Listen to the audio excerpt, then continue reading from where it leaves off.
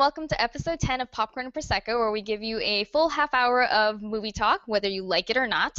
I'm Angie Hahn, and this is my co-host, Kristy Puchko. Hey!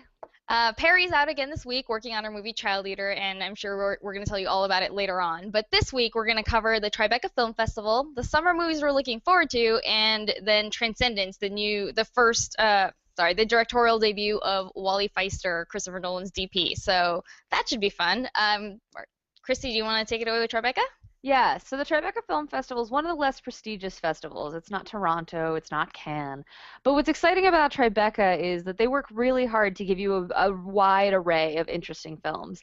They have a midnight program, which this year everyone's talking about. There's a Chupacabra movie called Indigenous, and there's a movie starring Ygritte from Game of Thrones called Honeymoon, which I'm hearing good things about.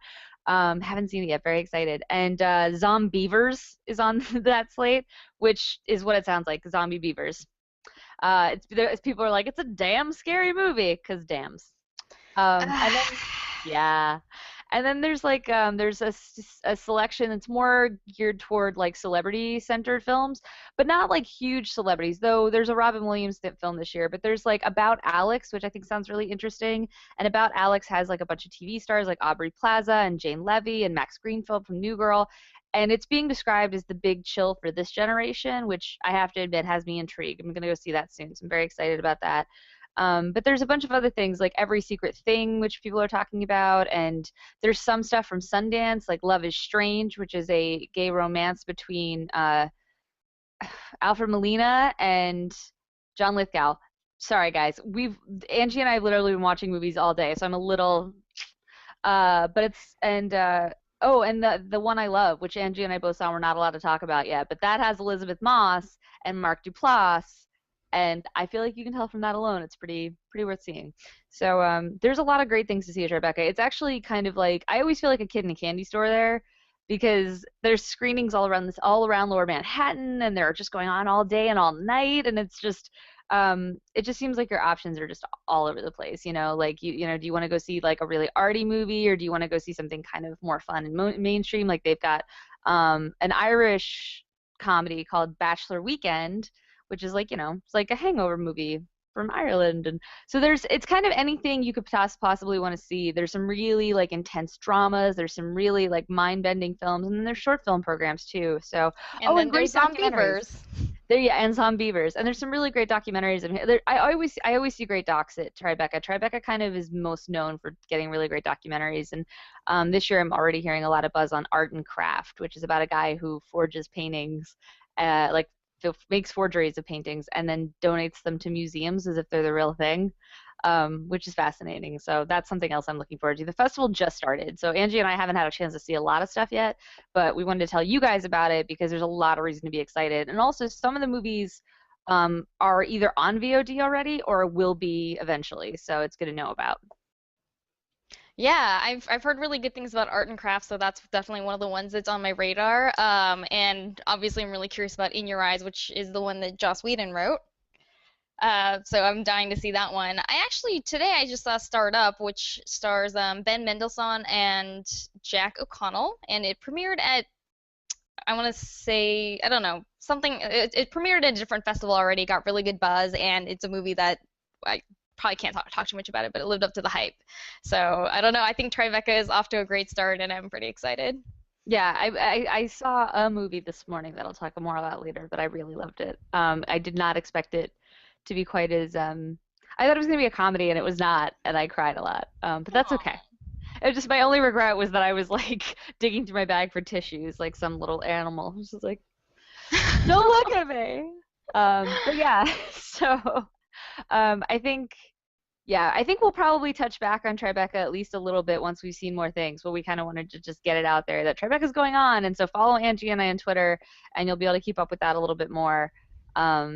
But yeah, there's a lot of fun things going on at Tribeca this year. It's pretty exciting. They're also showing Mary Poppins at a revival screening, which I love Mary Poppins. Mary Poppins is how I learned to do terrible British accents, and so it will always hold a special place right here. And terrible they are. They are. They're bad. So one of these days we're gonna have to get you to do your best Tom Hiddleston. That's always my You have favorite. to trick me into it is the problem. Like I'm not gonna do it on purpose. I feel like it was a wasted opportunity that we didn't get you to do it during our Only Lovers Left Alive review. I feel like the internet is grateful that I didn't. Anyway, so we should probably talk, the problem with Tribeca is that since it just started, we can't talk in too much detail about the movies that we've already seen because we haven't really seen that many. But maybe, Also, embargoes is a thing. yes, also that. But we also wanted to talk about some of the other movies we're looking forward to. Christy? Yeah, so this summer, because we're so close to summer movie season, guys. Like there have been weird weeks where you're like, why is nothing opening? But summer movie season is coming. I know it's Um, hard to believe when it's like 30 something degrees outside in New York today, but no, we promise summer movie season is coming. it snowed yesterday. Yeah, we're just gonna move on from that. It makes me so angry. Anyhow, summer movie season, summer. So the movie I want to talk about is coming out June 27th, and it is Snowpiercer from Bong Joon-ho. And he did Mother and The Host, and he's got this really exciting way of telling stories and of playing with genres in ways you won't expect. And this is based on a graphic novel from France that was I think called Trans-Siberia or something. I forget the title specifically, but the name of the train in the movie is Snowpiercer, and the concept is we've basically had a massive ice age. The world is ice and snow, and the remaining amount of humanity that is left is on this single train called Snowpiercer that kind of just drives around endlessly. But because we're human, guys, even though there's only a train's worth of people on the world, there's class warfare. So there are the haves and there are the have-nots, and we're going to see all of this collide in Snowpiercer, which I'm super excited about because aside from the fact that it has a really great director and it's very exciting, it also has a cast that is just stuffed to the gills with exciting people. There's Tilda Swinton and Chris Evans and Jamie Bell and John Hurt and Allison Pill, Octavia Spencer. Octavia Spencer, Ed Harris. And I know there's some people that were in past movies of Bong Joon-ho's, which is really exciting. It's a really cool cast, and I'm genuinely really excited. I actually got a copy of the comic. They now have it out in English, and it's a really cool comic. So I'm really excited to see it. And I mean, as we discussed in the Captain America episode, I really love Chris Evans. I'm sad to hear that he thinks he doesn't want to be an actor anymore, but I think he does great work, and I think he has something really interesting to do here. And he seems to really have been wanting to explore different roles, and that seems to be part of the reason he's like, I'm out. So I'm excited to see a non-Captain America role where it seems he still plays a hero. He's like beardy and angry looking, and Tilda Swinton looks crazy. Tilda Swinton looks like a Terry Gilliam creation. This movie just looks so bonkers. The only downside is that there's been a lot of talk about how it's going to have cuts not from the director, but from the Weinstein Company because Actually, I uh, thought that they agreed that they were going to release it, do a limited release, but leave the original cut intact. Wasn't that what it finally settled on, or am I missing if something? so, I missed that. Okay, so basically, Honestly, some history. Basically, Bong Joon-ho turned in this movie. The Weinsteins, and the Weinsteins were already on board to distribute it in the U.S., but they decided that they wanted it to be more of a straightforward action movie. So they were gonna have him cut all these, all the character development scenes. They were gonna have him add voiceovers and just basically kind of like, work it around so that it's less unusual and more typical. mhm. And the director fought back, and it was like a whole back and forth thing. And I think what they finally ended up settling on, if I'm not mistaken, is that the Weinsteins are going to release the original cut, but they're going to release it in fewer theaters than they had originally planned. Because I think it was originally planned for like a wide release or at least like a really big Ah, limited release, but I think now they're doing a much smaller rollout. that's Um, interesting. I had missed that last part, but that makes me feel a lot better. I mean, I still wanted to see it because from all they'd been releasing concept art and stuff and real little teasers, and they kept releasing posters that were really cool looking, but no dates. And it was just like, it has been the biggest tease I've experienced in years. Like I was just really frustrated. So I'm really excited that at the end of the June, I'm finally going to see this movie that has a bunch of actors that I love. Like, I mean, okay, Tilda Swinton and John Hurt, both in Only Lovers Left Alive, which, as Angie and I have discussed, is one of the best movies you're going to see this year.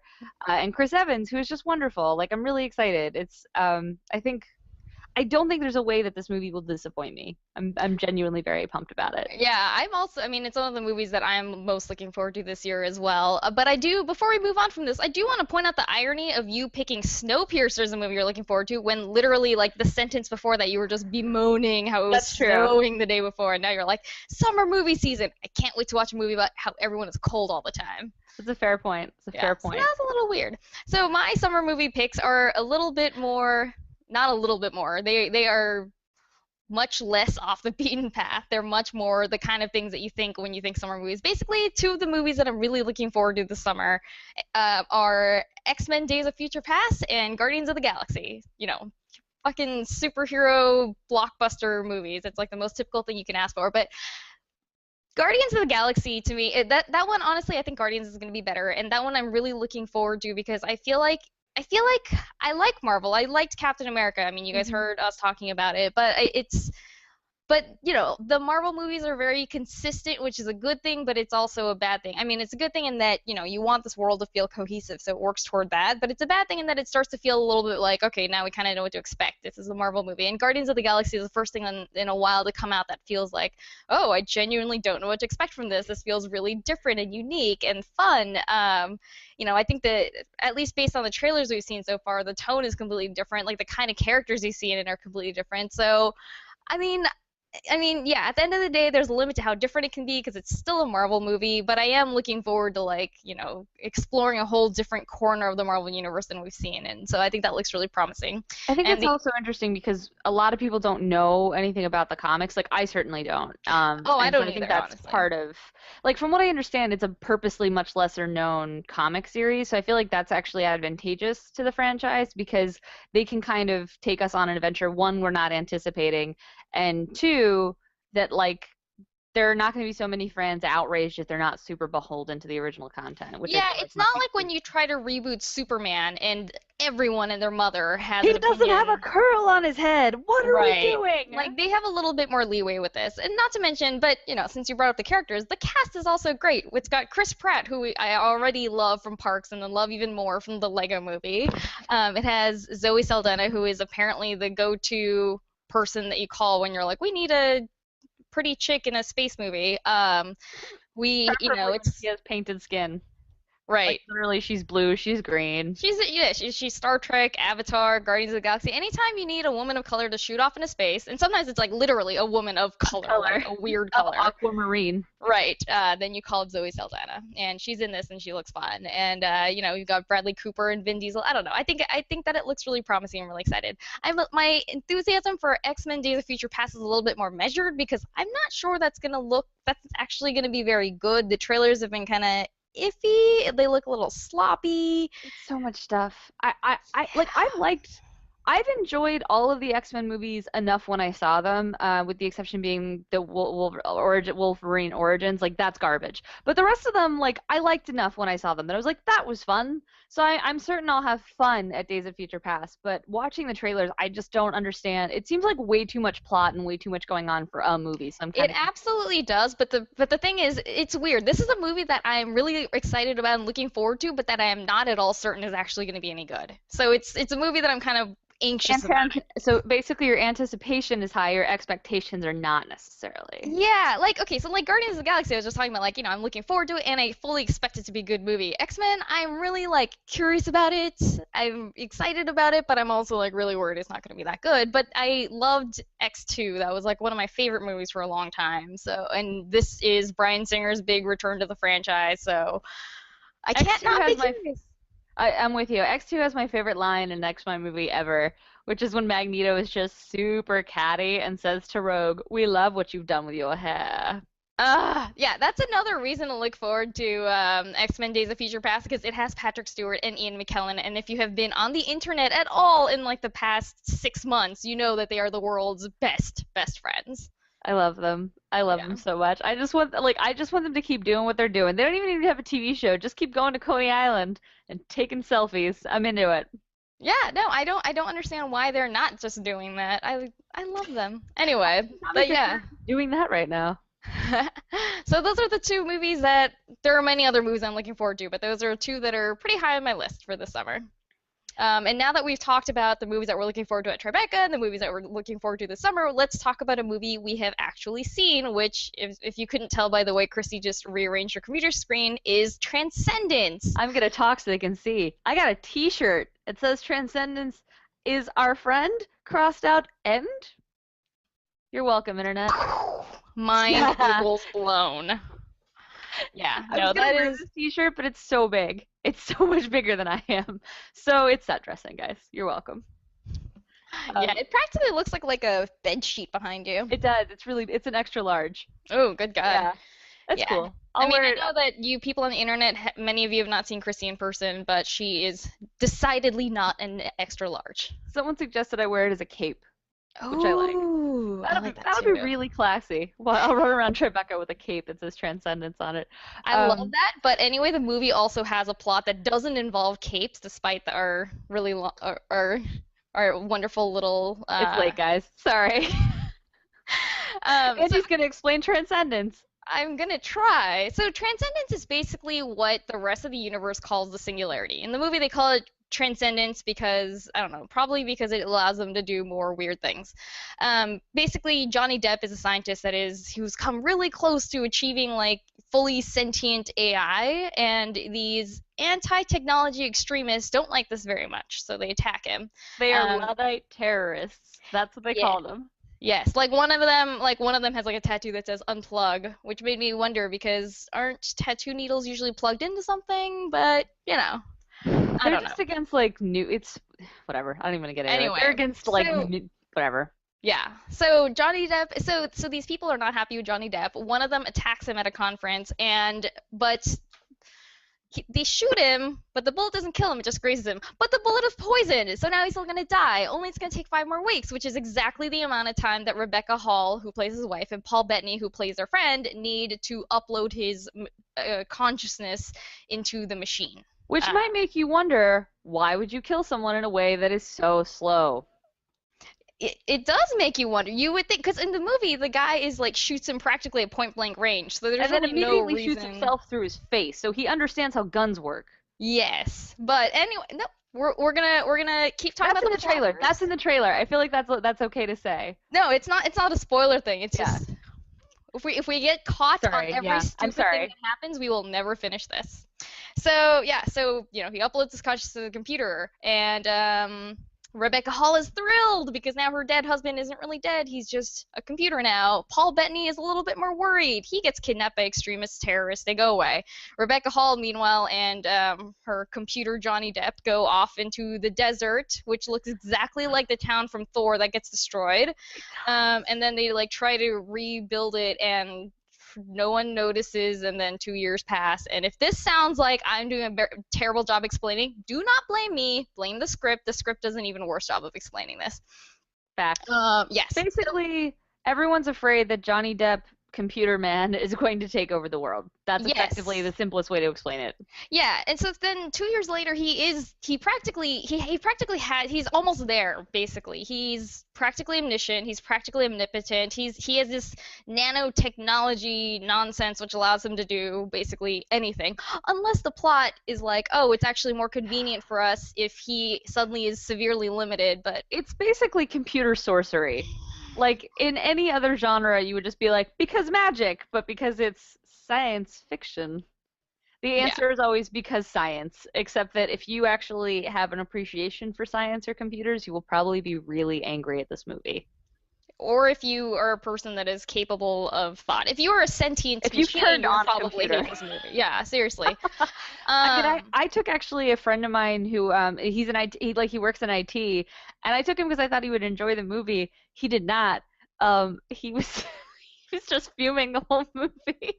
There's just so much stuff in this that makes no little sense, that pays no attention to how computers actually work, and it doesn't that's understand how computers work. It also doesn't understand how people work. It's a movie that thinks it's about the relationship between man and machine. It doesn't know how machines work. It doesn't know how people work. So yeah, it's the not really relationships about feel really surface anything. level.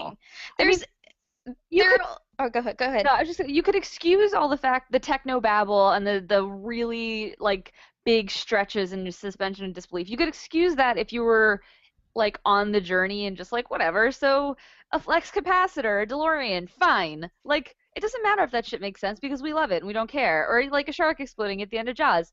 We're on board, so it doesn't matter if it makes sense.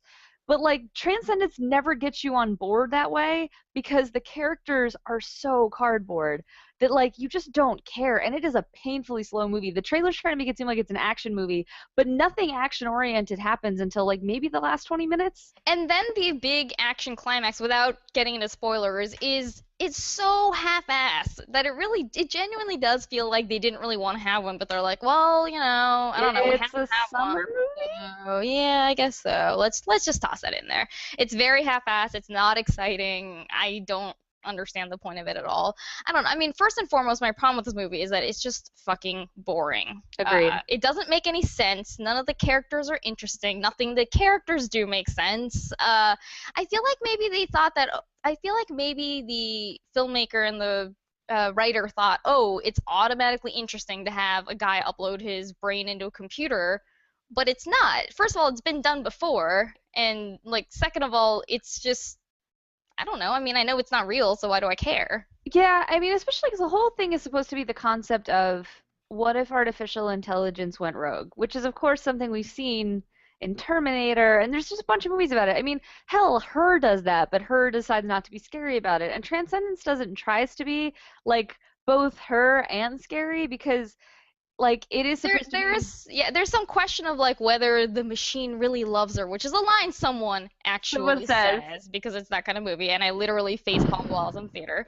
some of the Because lines are they're so like bad. Paul Bettany keeps being like, Rebecca Hall, this isn't really Johnny Depp. It's just a machine that thinks it's. I don't know. It's a whole And she thing. just goes, "Get out." Yeah, it's a That's whole thing that actually what happens. I see. I don't even know how to begin reviewing this because it's like everything is so half-assed. If you ask me what the themes are, I'm like, I don't know. It's something about man and machines, and that's Well, about all I what's can frustrating say. is they've It been thinks at the end that it's a love story, even though it's not because there's like no romance that you care about at all. exactly because they introduced Rebecca Hall and Johnny Depp so quickly, and their relationship doesn't feel like a marriage to me. Like I know they're married because they keep telling us that. Oh, there's My a point where partner like in Paul Bettany. business and in life. Yeah, no, there's a point where Paul Bettany's like, you guys have the kind of relationship that the rest of us envy. And I'm like, oh, I'm glad you They told say us that that several because times. otherwise nobody would know that because we don't see any reason. Like, there's no Show evidence don't that these tell. people even like know each other, you And know? it's like they only have a short amount of screen time before the quote unquote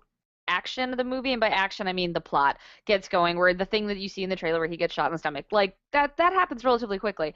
But like if you have good screenwriting, you can establish a relationship. Like, goddamn, think of Up and how much we totally believed in Ellie and their love, you know? That happened really quickly. In this, there's like a scene where they argue in a garden, like, oh, you and your copper wiring. And then she like makes him get dressed up, and like it felt more like she was like his personal assistant or his PR handler. Like she felt like she was handling Yeah, him. right off the bat, it felt more like she was his babysitter or something because Yeah. she's like, oh, I guess his name is Will. Oh, Will, don't forget you have to put on a shirt and go to this thing. He's like, oh, Mom, do I have to? Basically. And she's Legit. like, Like yeah. he's wearing a dirty, gross white t-shirt and she's like, put on a nice dress shirt. And he puts it on over the white t-shirt and you're like, I get it. Like he's the slob and she's whatever. It's just And it's this like is they basically supposed to be such an epic romance that it like transcends death. mm, Kind of you like Winter's Tale. you're so right. I mean, that was I made a dumb joke after the screening and said, "Poor Paul Bettany, him and his wife Jennifer Connelly are in two of the worst movies this year." And Angie was like, "This is actually a lot like Winter's Tale," and she's not wrong. I mean, like, it both of those movies aim to do something really big and try to ask big questions, but they are so incompetent at telling a story about these questions that you can't take the question seriously. It's and Yeah. but at least Winter's Tale, for as stupid as that movie was fun to watch because you were just like, what is happening? But in this, you're just like, literally, a guy in like a seat over from me fell asleep during Transcendence, and this is like IMAX. This is big booming sound, and he just. It's such a slow movie. It's so slow. It's you're just like, when are things gonna happen? Like, ugh. At least Winter's Tale had like face ripping and ridiculous stuff that you were just like, Well, Winter's Tale at least was like, oh, we're just gonna go for it. We're gonna be bonkers. In Transcendence, there's honestly very little in this movie that you haven't already seen like eight other movies do better. Like it's starting with the entire premise. Like if you're gonna do that, you got to bring something to the table. Like Her was a good example that you pointed out, which, in some ways they are kind of similar thematically, but that actually showed us a world that looked different than the ones we're used to. Transcendence just feels like a mishmash of all the other, oh, machines become sentient and now humanity's in trouble, blah, blah, blah, blah, blah. Yeah, it's like, I mean, if this is Wally's idea of showing us that he can direct, it doesn't work. It doesn't Speaking of function. that, I want to point out that, so, he's known for being Christopher Nolan's cinematographer. And Christopher he's Nolan shot has amazing things. beautiful films. Transcendence looks like shit. I mean, he wasn't his own cinematographer. That honor went to Jess Hall, who did Hot Fuzz, I think. Um, anyway, so it wasn't like, so it's not like he was a cinematographer on his own movie, but still, you would think a guy known for making such gorgeous films would have somehow put out a pretty movie. It's not pretty. It looks No. cheap. The colors are drab. The production design is That's very the bland. that's the thing. There's no stamp that shows you vision in this. No. Like, I mean, you think about Her, and you think you instantly remember the colors and how vivid they were and the high pants, and like people can make fun of that movie all they want for how dorky the characters looked, but it had a visual style It that was very informed that world. distinctive. Yeah. Yeah, Like and it like felt I very understand unique. that this movie is supposed to be set either today or in the very near future, but like nobody in this movie like dresses or anything in a way that makes me interested in the world they're in. Like Kate Mara has tattoos that I guess make her interesting, and she dyes her hair, guys. But like there's no concept that like someone really considered this world. I shouldn't say that. I'm overstating. Because some of the visual effects you're like, oh, this is kind of neat or whatever, but it doesn't feel like a world I want to step into and hang out with for hours. It's not that exciting. And I'm actually shocked because like he has good actors in this movie. I would count Rebecca Hall and Morgan Freeman and Cillian Murphy and Paul Bettany and even Johnny Depp. I think he's getting a little hacky, but he can still pull it out. Oh, no, I want to talk about Johnny Depp's performance in this movie. First of all, I agree completely that he has great actors. Most of them he wastes. Like Cillian Murphy, Kate Mara, and Morgan Freeman, I think kind of get it the worst, where their characters kind of show up, say a couple things, disappear for a long stretch of the movie, show back up, in the third act, say a couple more things. They're things They that like basically just you show up to line exposition lines or threats. Yeah, and Oh, they're not real characters. Like I feel like Christopher Nolan could have, or not Christopher Nolan. I'm sorry, Wally Feister could have replaced Kate Mara's character with like me or you, like a random person off the street, and gotten the same impact because it's not a character. It's little more than an extra. But Johnny Depp, oh.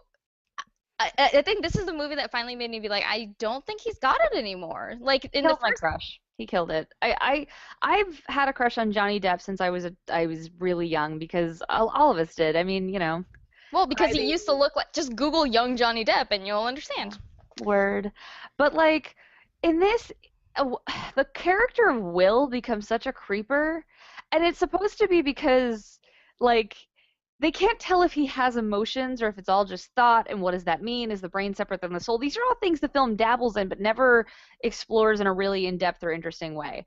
But because when he records his voice for this robot of himself or machine of himself, he talks like this the whole movie. Johnny Depp talks like this, which doesn't help him and was frankly a bad move. Like again, I'm just going to keep talking about Her. Think about Her, where they had the smarts to be like, we want her, like this artificial intelligence to feel alive. And it's like hard to like look at what his wife's responding to and be like, why do you think your husband's in here? No, It's just he's about as like person-like as like Siri is. And I don't mean Siri like her. I mean Siri like the thing that is on my phone right now, like this Siri, yeah. modern day Siri. But the even weirder thing to me was that before he goes into the machine, he's basically, I mean, he's a brilliant scientist, so he's a little bit weird, but he's for all intents and purposes a normal guy, just like a human. Mhm.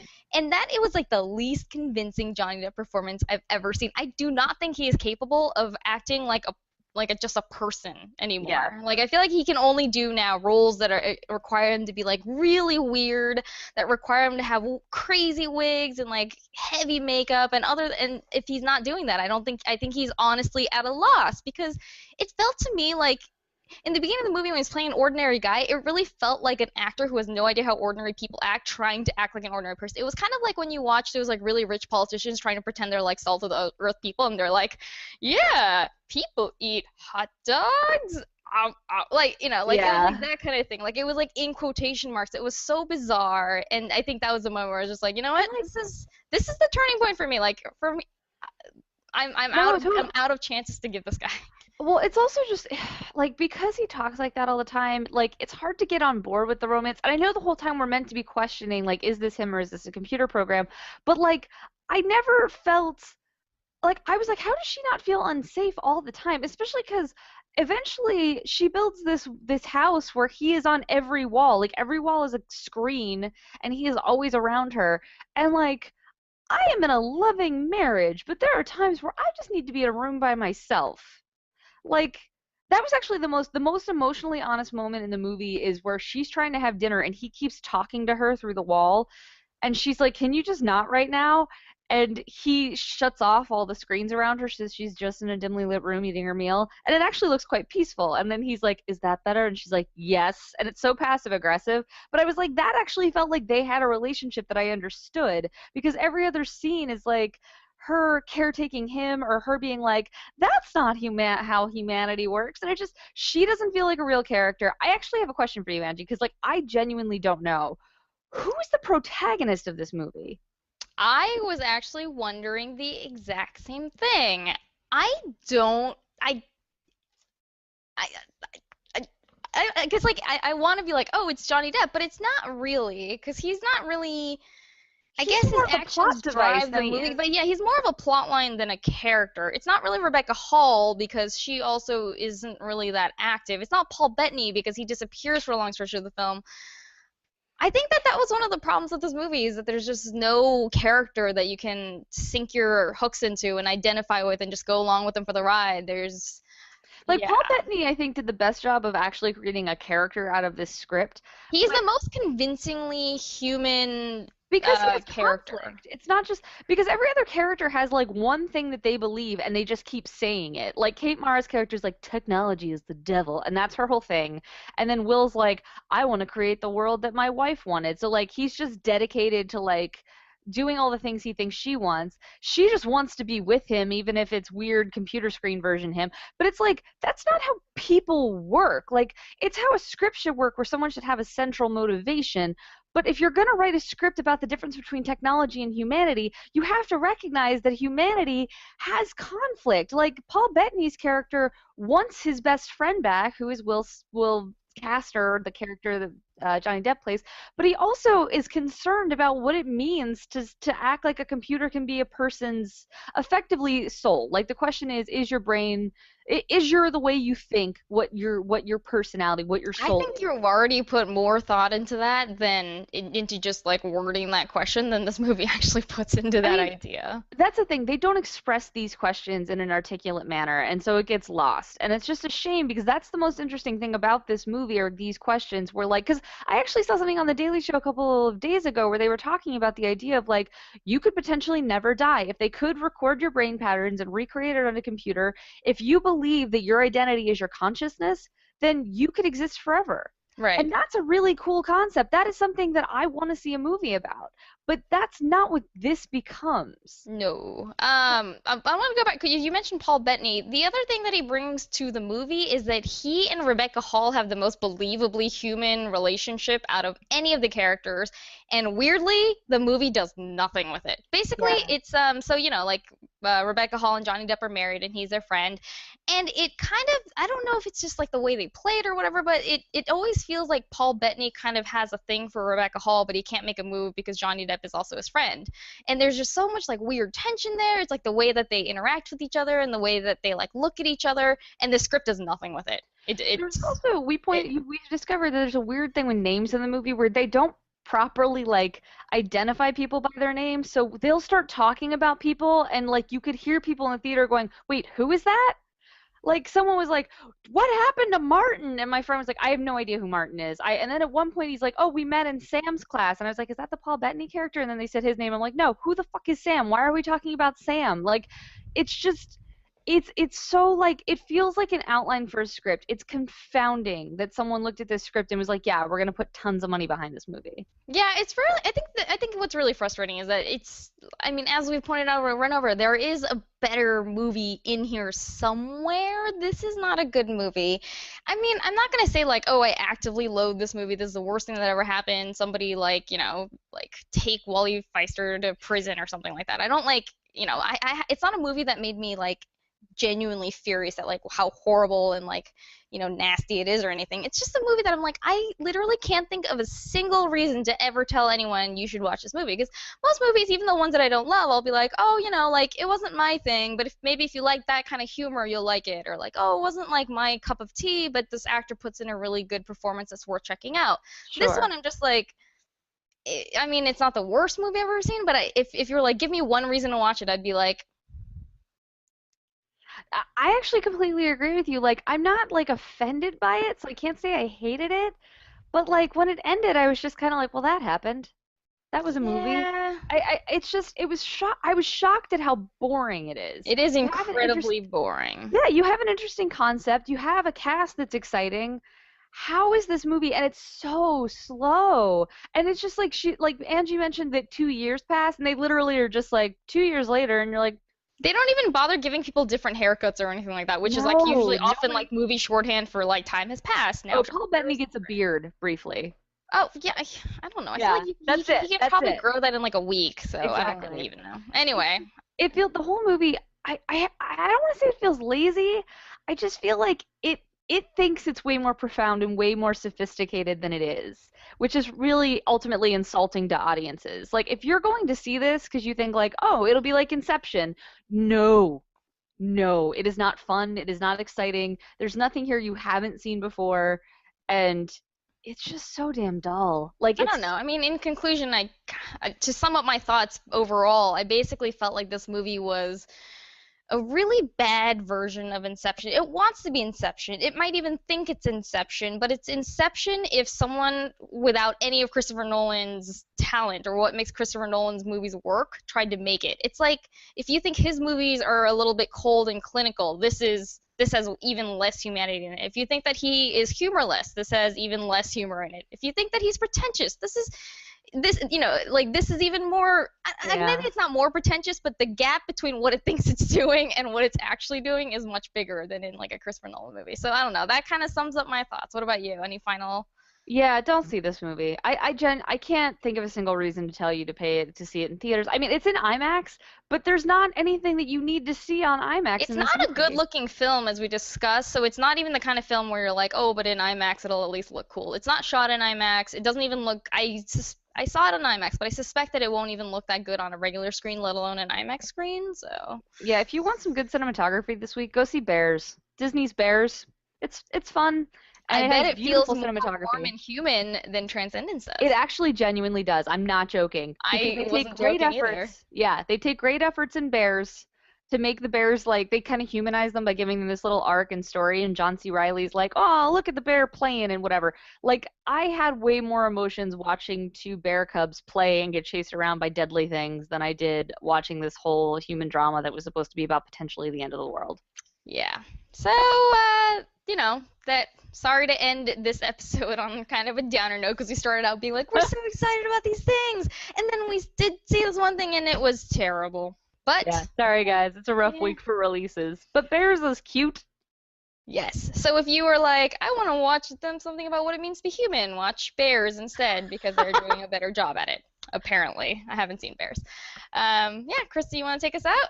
Yeah, so thank you for joining us. We'll be back next week. You can catch my stuff on lot of it on Cinema Blend. I'm also recapping Game of Thrones for the Mary Sue, so be sure to check that out. But you can keep up with me at Twitter. I'm at Kristy Puchko, KristyPuchko. You can catch up with Perri at Twitter on at P Nemiroff, Nemiroff. And And you can find me on Twitter at AJHan, which is at AJHAN. So so until yeah, next time, cheers!